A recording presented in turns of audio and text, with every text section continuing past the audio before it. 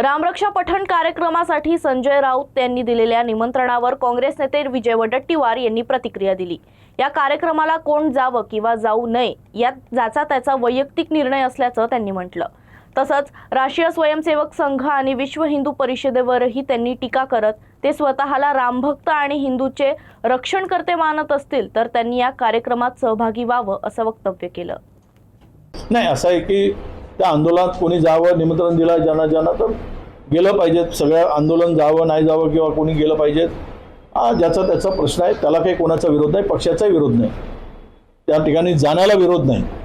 पण आता मला वाटतं की RSS कसे जातील ते तर शांतच बसले आहेत। विश्व हिंदू परिषद कशी जाईल?